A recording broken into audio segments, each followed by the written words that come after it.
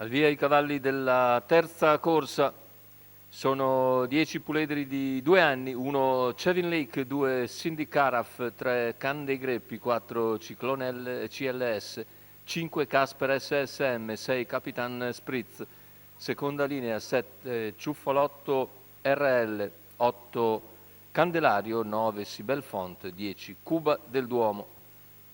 Favore in chiusura per Sibel Font, numero 9, VP dell'Annunziata.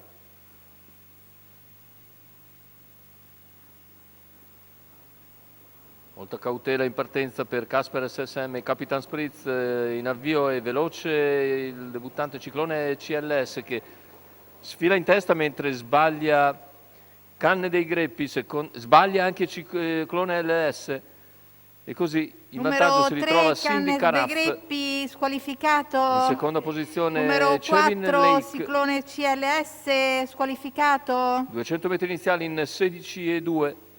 Poi vediamo all'esterno la progressione di Sibel Font che proverà a sfondare e in 350 metri va all'attacco, passa e in 400 è leader.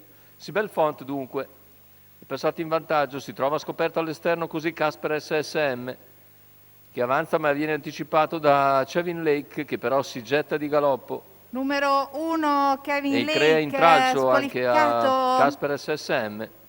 Intanto 47 per i primi 600, Sibel Font leader nei confronti di Cindy Caraff, al largo Casper SSM che progredisce gradualmente seguito da Capitan Spritz.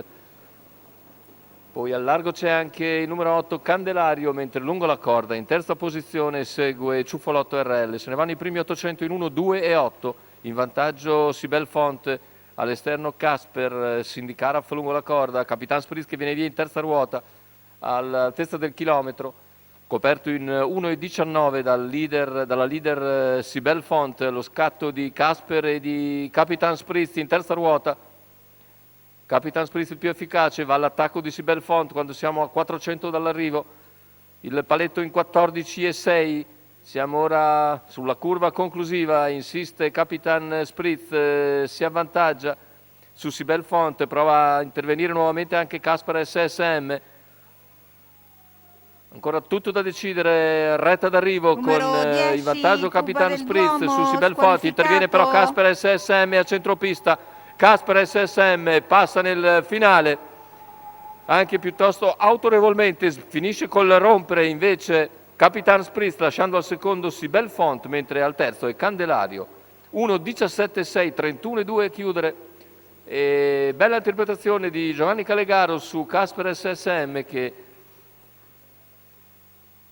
ha lasciato sfogare Capitan Spritz che si è liberato di Sibel Font sulla curva finale, ma poi è tornato aggressivo al completamento della piegata anche sui problemi di Capitan Spritz che ha finito poi col rompere e si è affermato comunque nettamente. Prima vittoria in carriera per Casper SSM, Giovanni Calegaro, training di Edwin Nagas, la quota al totalizzatore di 4,50.